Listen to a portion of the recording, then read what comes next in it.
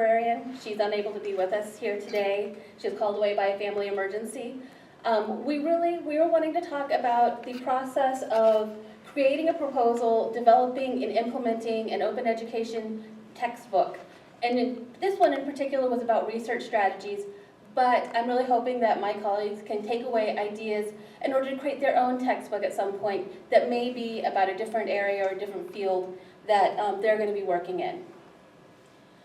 So we really kind of planned our agenda based around our learning outcome, which is at the session's end, we want everyone here to have knowledge and the necessary resources in order to create their own open access textbook.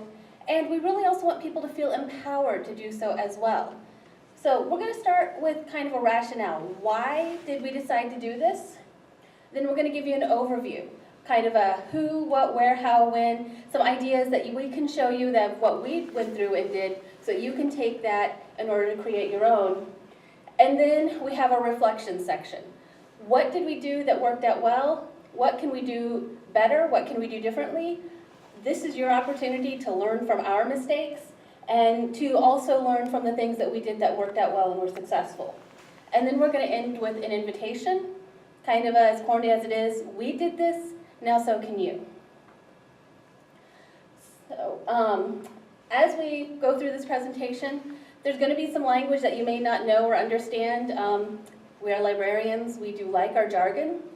So a few things to think about is accessibility refers to the design of products, services, and environments for people with disabilities. Copyright, at the most simplistic in relation to what we're working on here, is the exclusive legal right to print and publish a work. There's a lot more to copyright, but this is what's really important for what we're talking about. The Creative Commons licenses are licenses that declare upfront what the copyright holder will allow other people to do or not do with their work without that person having to request permission. An institutional repository is a digital collection that will capture and preserve the intellectual output of a university or other institution. This is in IR, and the institutional repository here at Western is Western Cedar. Open access is the free, immediate, online access to scholarly works without restrictions upon the access and use. Open Education Resources, OER, are documents and media that are useful for teaching and learning that are available open access. And then finally, usability refers to the knowledge and practices designed to enhance the user experiences in both online and physical environments. In this case, we're going to be concentrating on the online environment. So, rationale, why create an open access textbook? I'll start by saying that Rebecca and I had these conversations probably for about a year before we even started the project. There was a lot of, we would be talking like, man, it'd be really good to create a textbook for the 201 class, and it'd be really good to make it available online. One of the big reasons was there was a lack of current and existing textbooks and open education resources on the research process anyways.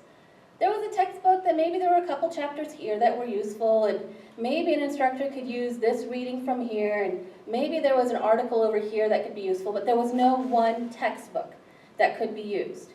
At the same time, by creating a textbook of our own, we were able to tailor it specifically to Western Washington University students, staff, and faculty. And this gave us the opportunity to really look at the collective expertise here in the library and the Learning Commons and capitalize upon that. We have a lot of experts here on a lot of different things, and it didn't need to be just two people writing a textbook. We could really collaborate with our colleagues and create a textbook that covered all of our needs. It also gave us the opportunity to support consistency in instruction efforts across multiple modalities. This textbook is being used this fall quarter in the face-to-face classroom, and then in the winter quarter it's going to be used in an online classroom. So that gives us an opportunity to make sure that those students in both sessions get a similar learning experience. It's also free and equitable access to the text for all students. And this is where I could really get on my soapbox as a scholarly communications librarian, because this is something I'm really passionate about. Students on average spend about $1,200 a year on their textbooks. That's a lot of money, and some of them, they may not have a permanent place to stay. They're couch surfing, staying with friends where they can, because they can't afford a place. Or maybe they're thinking, do I pay rent? Do I buy my textbook? Do I buy my food? Do I buy my textbook? So having this out there available makes that they're not having to ask those hard questions, or they're not having to put their textbook expenses on their student loan, where they're going to be paying that off for years to come, plus interest. And then finally, it was an opportunity to practice what we preach. As a scholarly communications librarian, I don't feel comfortable going to my colleagues and saying, you should publish open access when I'm not modeling that behavior myself. That's why I publish in open access journals, or journals where I can self-deposit a post-print or preprint. So if I'm going to ask my colleagues to write an open access textbook, then I kind of need to put my money where my mouth is and do it myself. But overall, for our vision for this project was to capitalize on local expertise to create a free, user-friendly textbook about research strategies that was intended for an undergraduate audience here at Western, but was not limited to such. So anyone in the world can find this textbook and use this textbook and really capitalize on what we have here. So a quick project overview. We have this kind of separated out into pre, interim, and post-publication. But we're going to start out with what was really the proposal that we presented to our colleague authors. We came up with what we have come to call our author packet that gave the scope of what we were wanting to do, talking about who our authors were going to be, who the primary audience was, information about the chapter and the format, and then some additional information. So the scope was really something that was intended for the Library 201 text that was meant to be written by people who either teach the class or have been brought in as guest instructors. And so this was to create a text resource for the faculty, library faculty to use while teaching the course. These 12 chapters were what we initially proposed, and we wanted it to be authored by library learning commons and archives professionals here at Western Libraries. While we specifically were gearing this towards Library 201 students, the truth is that any of these chapters can be used really for any undergraduate course. So if you have a course that is going to be coming to the special collections or the archives to work with primary resources, there's a chapter about heritage resources, about the special collections, archives, Center for Pacific Northwest Studies, that students can read to familiarize themselves with what they would be working with. For the chapter length and format, we set a minimum of 2,000 words.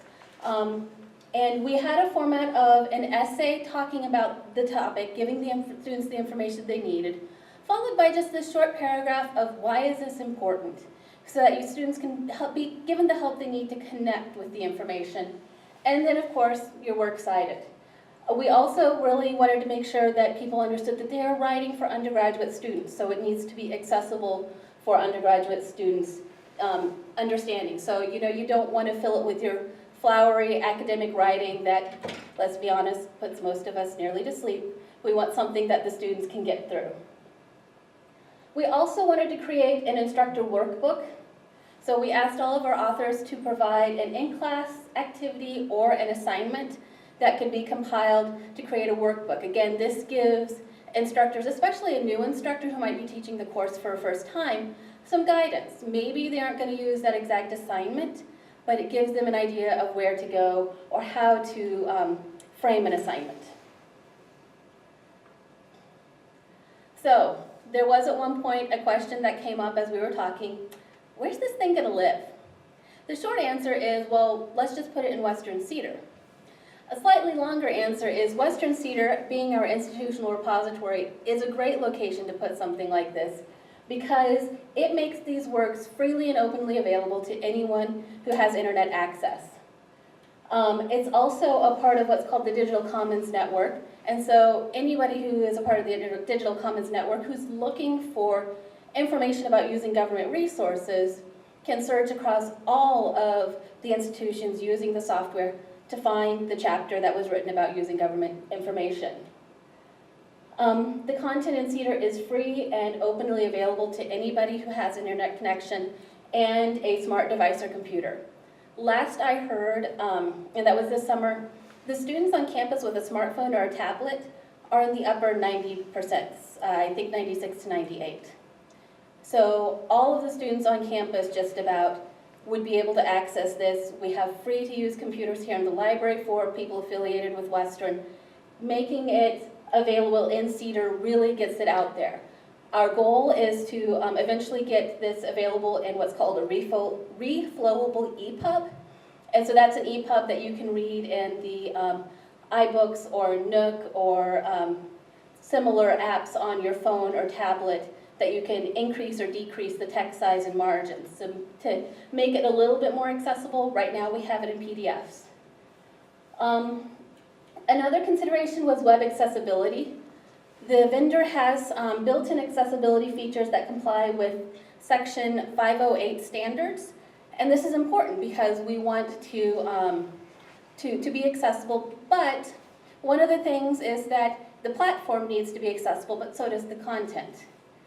And so this is where we really leaned on Rebecca's knowledge as our Discovery Services Librarian to make it available so that it would be user-friendly and for living online. So we integrated her user experience information and knowledge, and we use things like, what are the fonts that are best for the titles and what are best for subheadings, what's best for text that people are going to be reading. And we also talked about, just writing for the web and things like that to make it more accessible.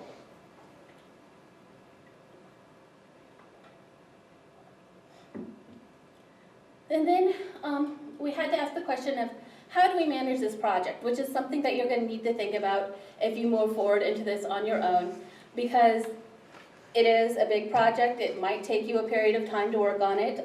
We'll talk about our timeline. And as editors, we were also authors, and we understood that we really needed to provide our authors quite a bit of support so that they can get through this project and write their chapters. We used regular author update sessions. So we met quarterly, face-to-face, to discuss special topics or to have a general question and answer session. We also provided a checklist and style guide, and the checklist was quite literally, this is what the authors need to have done by this point in time. This is what they need to deliver to us. And the style guide was really useful because it helped with those little consistency things that you might not think about. What bullet style do you use when you're doing a bulleted list or a numbered list? Where do you put your caption? How do you format your caption? How do you format your headings and subheadings? And so that gave everything some consistency before we went in to format it for publication. We also had to think about our cover art and our chapter formatting. Font choices, cover art, all of these things were deliberate choices. We wanted to really ensure that we had a user-friendly experience for our users.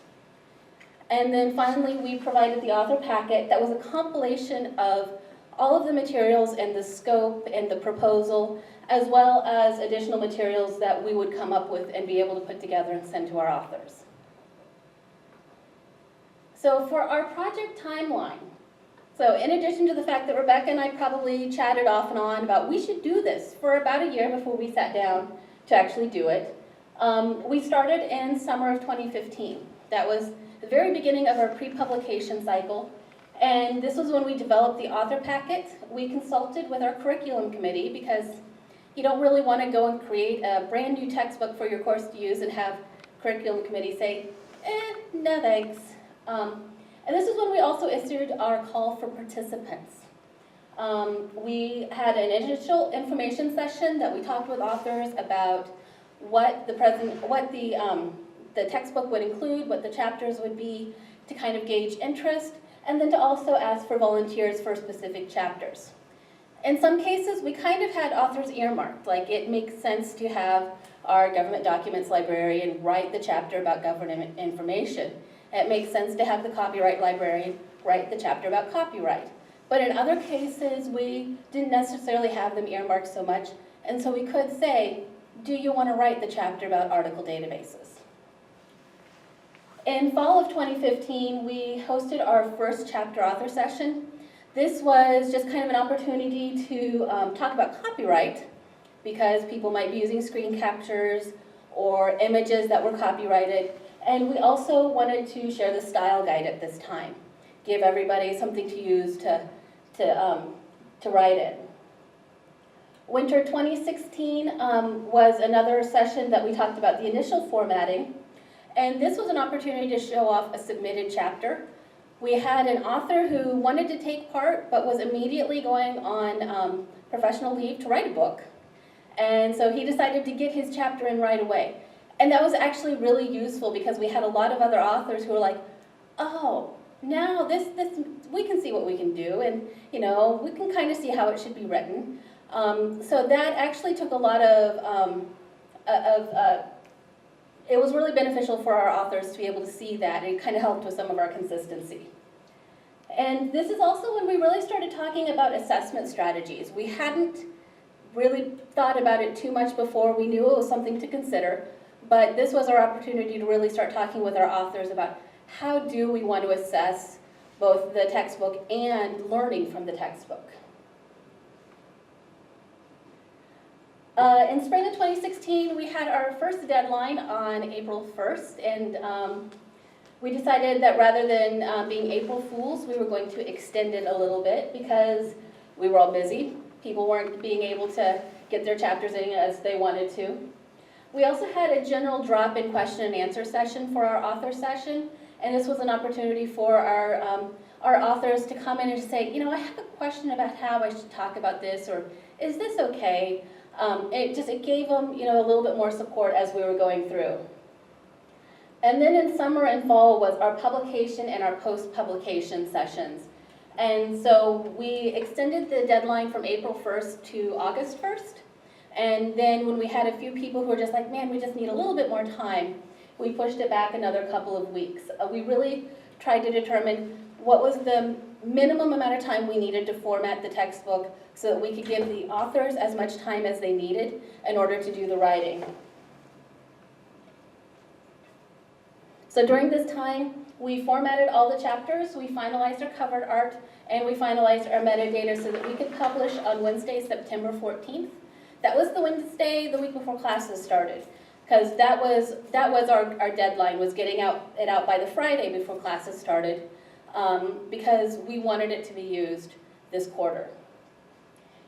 And then we published our companion instructor workbook on Tuesday, October 4th. It took a little bit more time to get that out because we were concentrating on the textbook. And we're hoping that we will be able to share some results with a national audience at the Association for College and Research Libraries Conference in 2017 in March. We have put in a poster proposal, and we are excited to, cross your fingers, hope we get accepted, because we think that this is something that can be really useful for a lot of people. But we do have some early results, and these are actually really exciting results. What you're seeing is what's called the readership map. This is part of the stats package that comes with our institutional repository. And with our textbook, it's been up since mid-September. We have been downloaded over 1,600 times. In fact, we were downloaded over 1,000 times before the quarter started in our first week, which was really exciting for us. It's also really exciting when you think about the fact that this textbook has been downloaded in 23 different countries. So we have, as you can see on the map, there's a lot of use up in the Bellingham area, but there's also a lot of use all around the country, and a lot of people are downloading this and looking at it. We did a soft rollout of the instructor workbook. We did not publicize it quite as much as the textbook itself. I think there were some posts on Facebook and some things like that, but it still has already been downloaded over 150 times, which is really useful for something that, we didn't talk about it too much once we did it. So, reflections. What have we learned from, what can you learn from our mistakes, and how can we go forth and maybe do a better job? So I think one of the biggest things we learned is that collaborative workspaces are a must. In fact, I think that the comment I made to Rebecca is there will be a SharePoint folder where everybody will be working on this all together.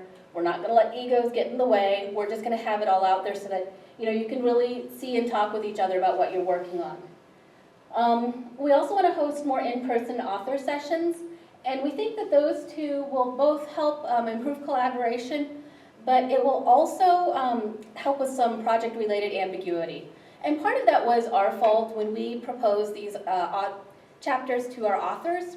We had a chapter title and a brief one-sentence blurb, because we wanted to give our authors as much freedom to talk about their subjects as possible. But it turns out that when you do that and you have an author talking about article databases, and another author talking about the catalog, and another author talking about searching strategies, they all start wondering, which one of us is talking about Boolean operators? That's something that could be in all of those. And so between more collaboration and more in-person author sessions, we hope to kind of get past some of those rough spots. We also provided templates and examples, and it's something that we found beneficial and we hope to continue to do more of. There's very likely at some point going to be a second edition of the research process, at which point we'll have a full example of the entire book that we can look back upon. But having those templates, having those examples really helped our authors.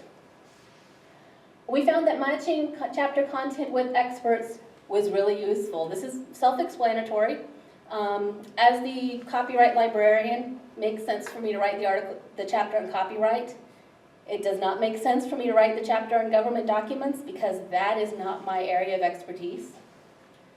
Also, you want to think about your communication needs. Have a timeline all the way through the project and an agreement upon format for communication. So we had regular author sessions, regular emails going out to our authors.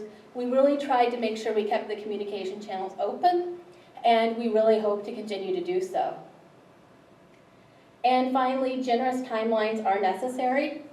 We were editors and chapter authors. We had chapter authors who were spread all across the libraries and learning commons, and we all have day jobs. So we needed to be able to have the time to work on our chapters in addition to everything else that we were doing. So you want to make sure everyone has time to write, revise, and proofread their chapter and assignment that they're putting together. Then it comes time, you've gotten your chapters in, you're getting ready to format them, but publication is not the end. So you need to think about formatting your textbook, your instructor workbook, and the assignments. And let me just say right now, however much time that you plan on, double it. It's going to take a lot longer than you expect, and we ran into some hiccups, which means there are some things we're still working on. I am going to one day get that reflowable EPUB out there. I had a conversation Wednesday that makes me think that I'm a little bit closer than I was, but I've been beating my head against a particular piece of software for a while now.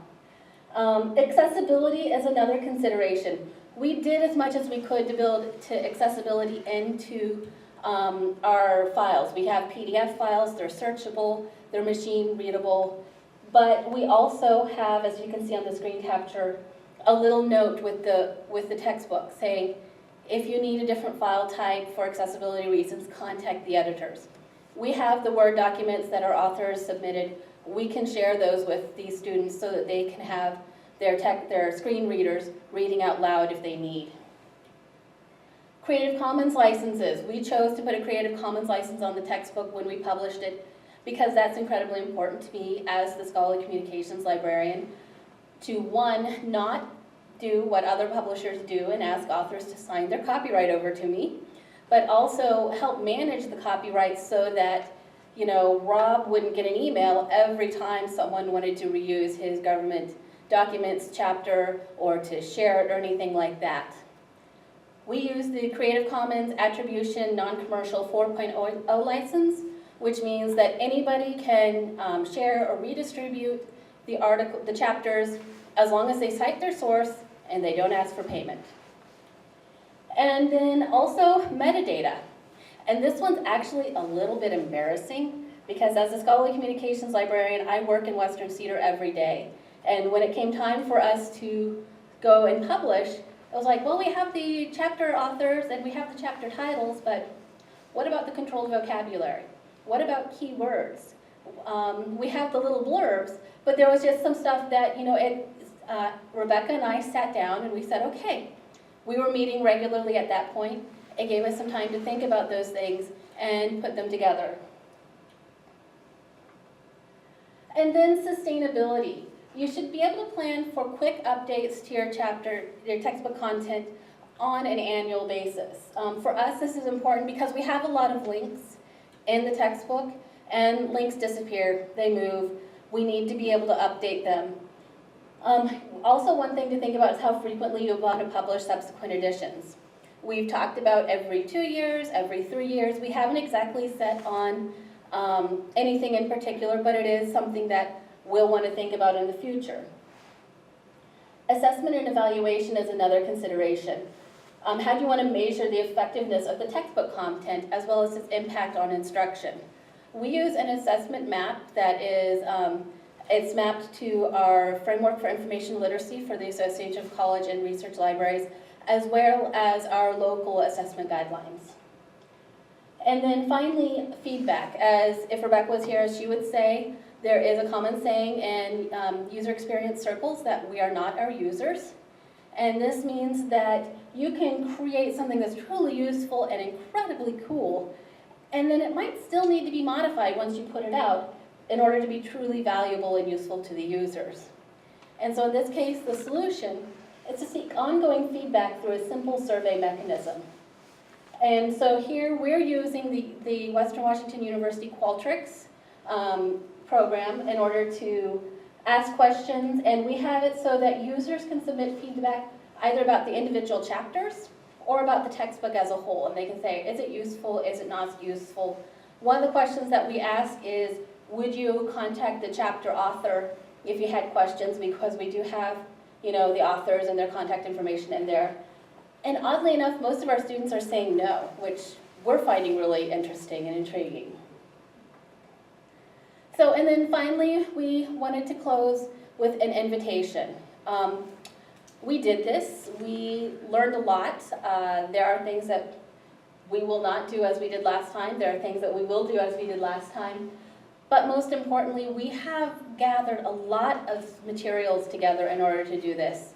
We have our author support materials like our style guide, our author packet, the chapter instructions, and the checklist. Those are all available for people to use. If people are interested in our communication language or our assignment templates or chapter templates, we could make those available as well. And then we have an assessment map, and we really want to make it free for everyone to use so that people who are looking at this and thinking, I might want to do something like that, really don't feel like there's any barriers in this respect. So if you want to engage in a similar project with your own department, or maybe you want to do so with colleagues that are outside of Western, we're happy to share our time, our skills, and I think most importantly, our lessons learned. But also, as we move into the question and answer portion of this afternoon, we have some questions for you. What materials would you find most useful? What is the best way for us to share these materials with you? What obstacles would prevent you from embarking on a similar project, and how can we help you overcome them? And then finally, what is the best way that we can support you in creating your own open textbooks? These questions are all incorporated into the feedback form that is available at that first URL. And then also this presentation and the templates that we've made available so far, our author packet, our project scope, our chapter templates, the style guide, those are all available at the second URL. And so with that, I would like to thank you for your time and attention. And do you have any questions? Would you do it again? Yes. What would your topic be? I'm not certain. I definitely want to do a second edition of this textbook.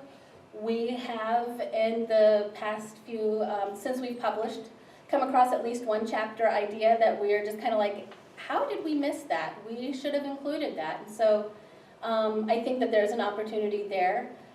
I have talked with some colleagues across campus who are really interested in doing something like this, and I would be happy to support their projects as well. I have a colleague who, in telling him about this, his response was, I don't know if my colleagues within my department would be interested, But I'm pre-tenure, and I have a cohort of PhDs that I completed mine alongside of who would really like to have this publication credit. And something like that, a textbook like that might be used at a number of institutions, which I personally find incredibly thrilling. And that would also be really good for Western to be able to say, we helped publish this textbook that's being used all over the country. And so I can see a lot of opportunities. Jenny, based on some of the feedback that you're getting, would that help sort of maybe target particular topics or drilling down on particular topics maybe that were touched on at the chapter level, but perhaps based on feedback indicate that there's a deeper interest or a deeper need? Have you received that kind of feedback? So far we've had 10 people fill out the survey, and so right now I really couldn't say that. The instructor who is teaching the Library 201 course right now and is using the survey is having their students fill it out. We have been getting some good feedback. I'm happy to say so far every chapter is rated like more than somewhat useful, or so that's, most of them are actually rated really useful, which is very nice for us to see, because we were, you know, when we planned it out by chapter, it was kind of like, how are we getting the stuff we need? I'm really hoping we get that feedback as we go further. By you know, next spring, we will have had 2 classes use the textbook, and I would love to see some opportunities to say, let's really flesh out and do more talking about heritage resources and primary sources if there's interest. No, but I'm just sitting here thinking that's an area that there's maybe not a lot of sources out there. So let's talk about it. Let's get a textbook out there. Yeah?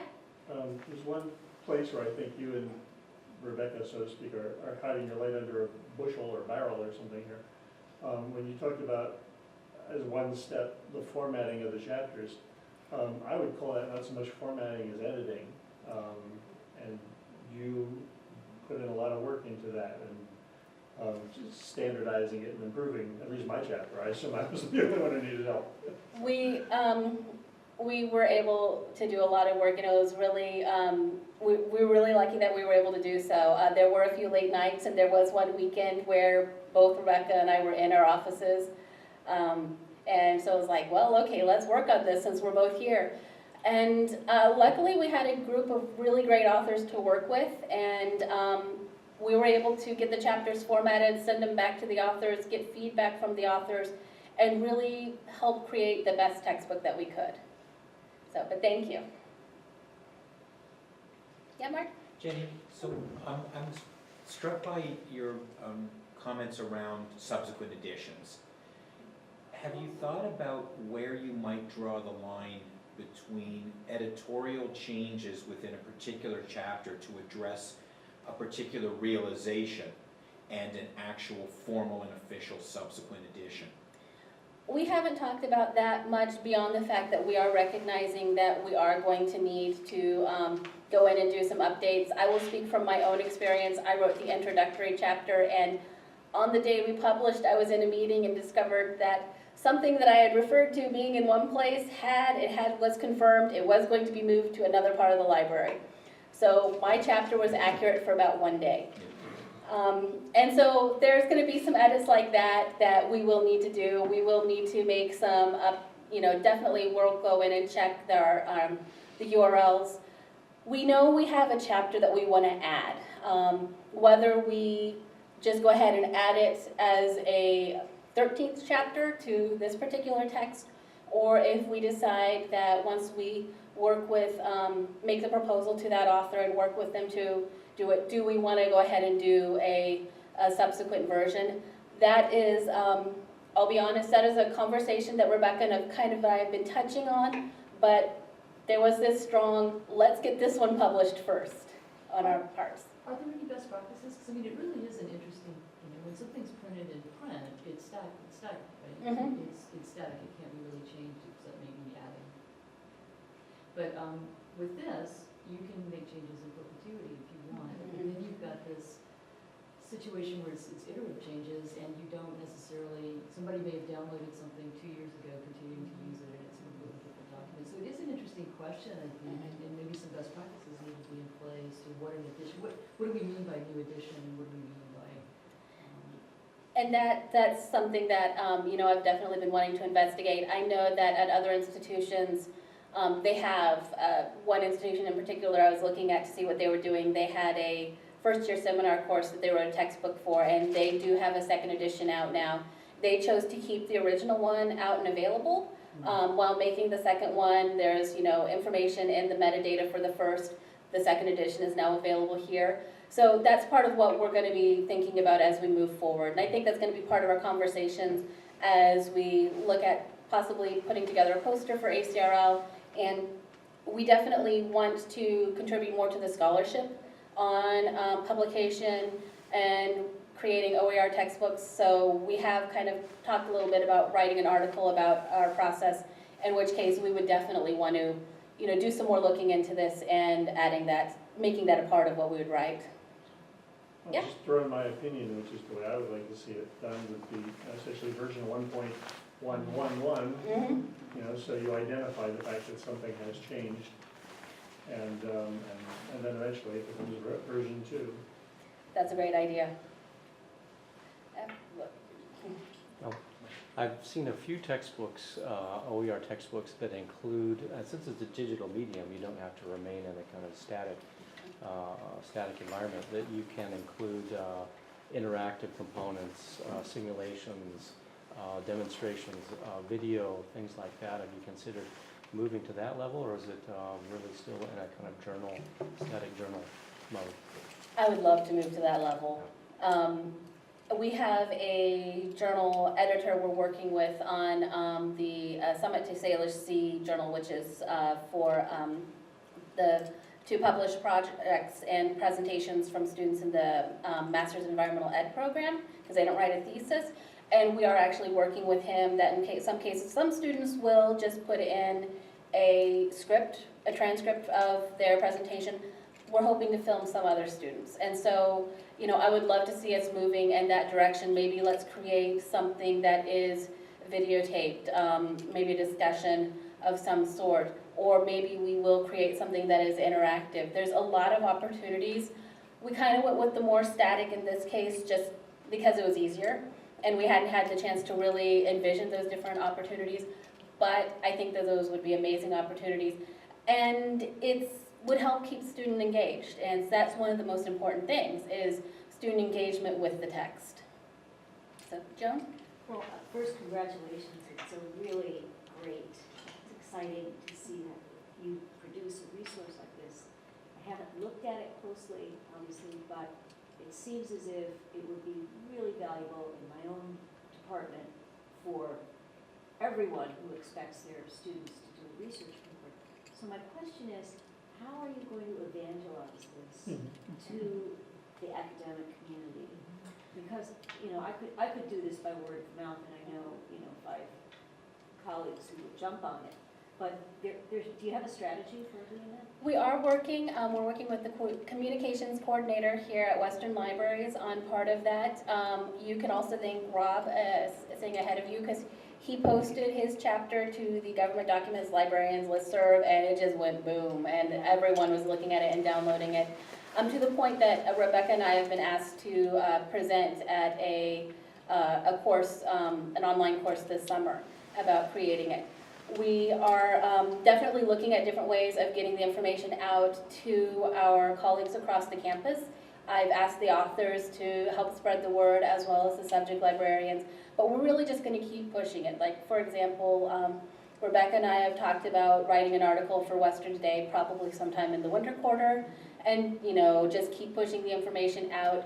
It's been put out on Facebook, both by Rebecca and myself, and by librarians, and by the Western Libraries. I think it's been on the Western Libraries Twitter. Just try to push it out as much as possible.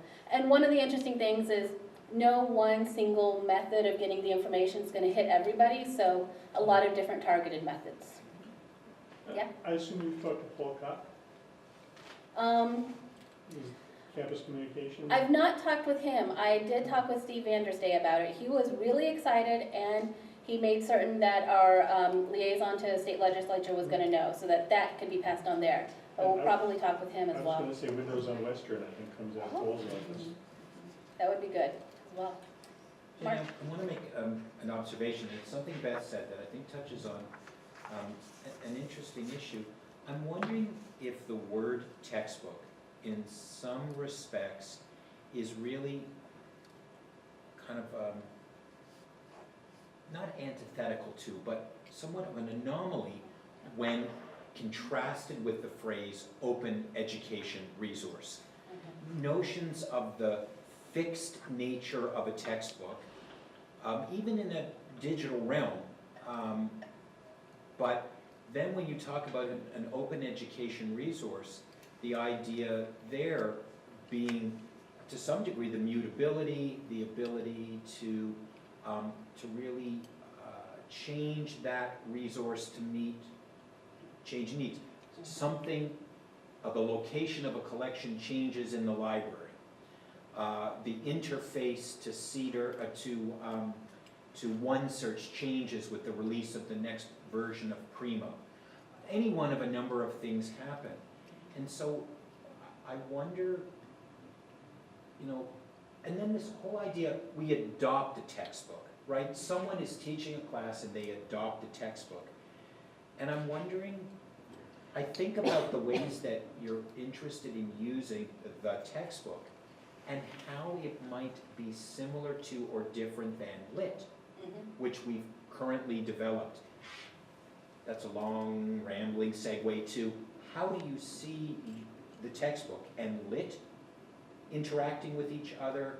And the second question, is textbook maybe a bit of a misnomer for how you would really like to project this work within the curriculum climate of the university?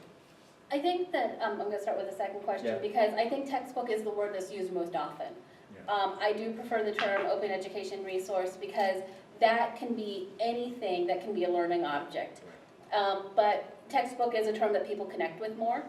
And so as you go out and you're talking about the new open education resource, people are like, the what?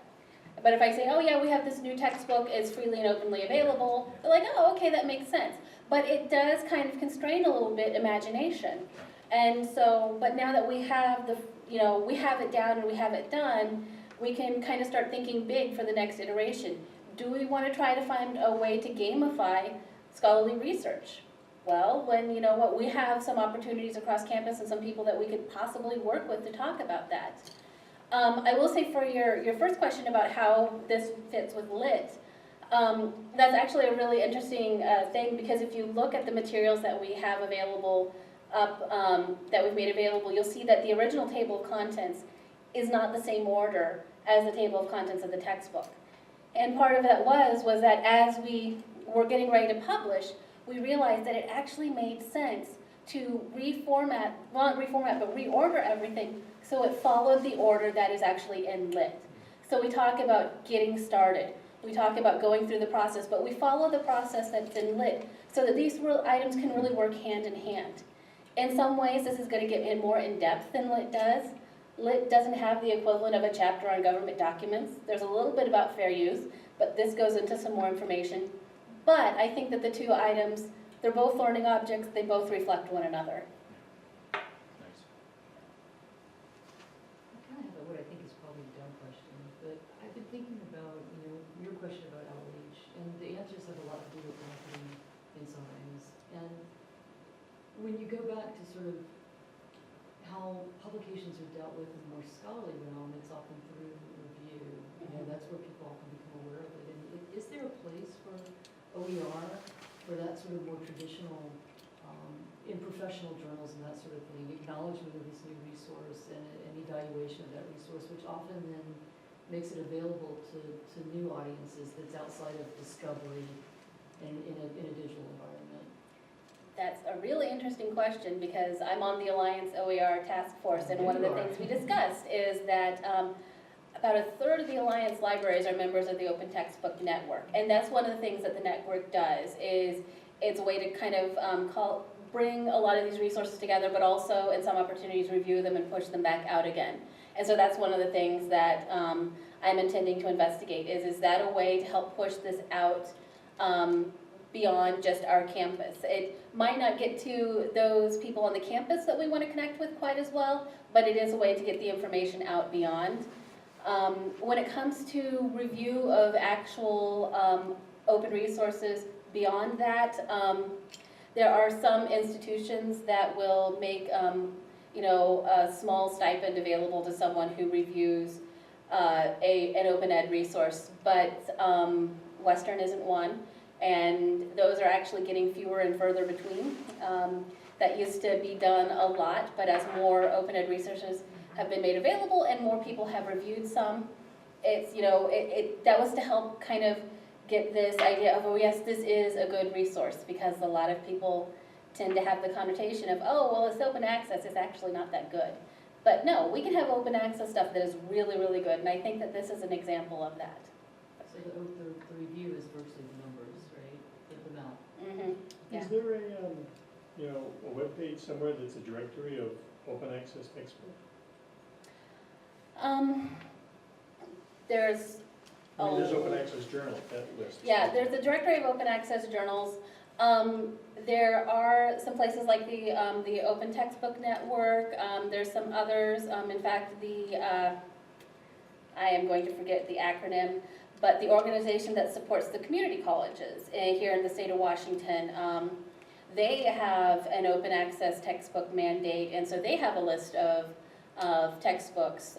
So there's some opportunities like that, but there has not yet been a smackdown so that we have the one open textbook directory necessarily. There's a lot of little ones out there, so.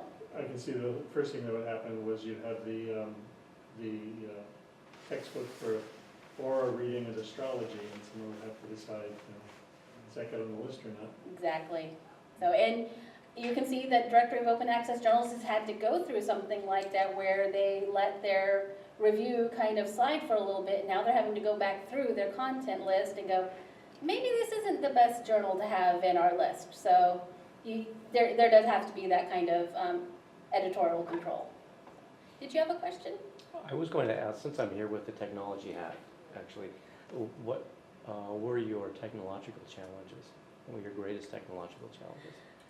Adobe InDesign. I'm going to put that out there. Well, so one of the things we wanted to do was we wanted to create a something that we could produce as a PDF file as well as a reflowable EPUB. And because neither of us had done that, we probably took the more circuitous route to get there. It involved some research on my part that turned into, well, it looks like you can do this with this and we can get this. And so we ran into the problem that we ended up actually doing the formatting for the PDF files in Microsoft Publisher, which worked really well because Rebecca is very knowledgeable about how to use it. But we did not have the licenses necessary to produce a text searchable PDF file from that. So we had to do some exporting of the TIFF files into Adobe PDF, creating a searchable PDF from that. We have learned. I had a nice talk with Kevin Dixie last night at Resources in the Round, and I am trying Apple iBook Maker next. And he says I should be able to get both the PDF and the EPUB out of that. The iBook only produces a Mac viewable version.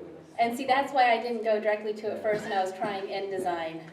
Have So- you thought of anything, something really populist, like Medium? That is not actually something I thought of, but I can look into that. If Medium is Twitter's, Mm-hmm. giant publishing tool, Yeah. and it's absolutely different, supports Okay. it, and free. I will look into that. Yeah. I was looking at, there was one, it's not the Amazon one, but there was another one that you could use an online tool to create an EPUB, but it looked like we were going to have to sell through them, and that's not the point here, and so I chose not to go that route. So, but yeah, there was a lot of learning on the tech side, and I'm hoping people don't make our mistakes. Feel free to come and ask me all about them. This is a really stupid question.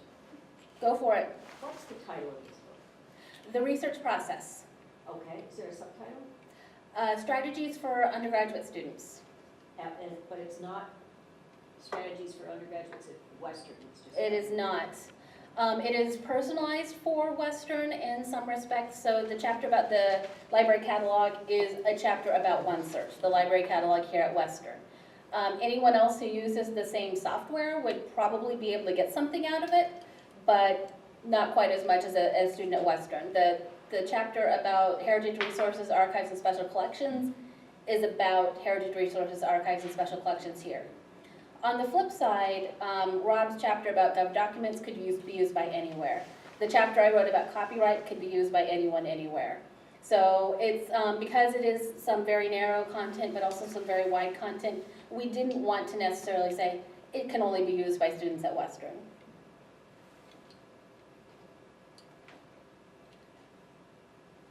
Are there any other questions?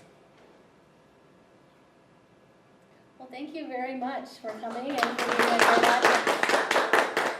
lot of really good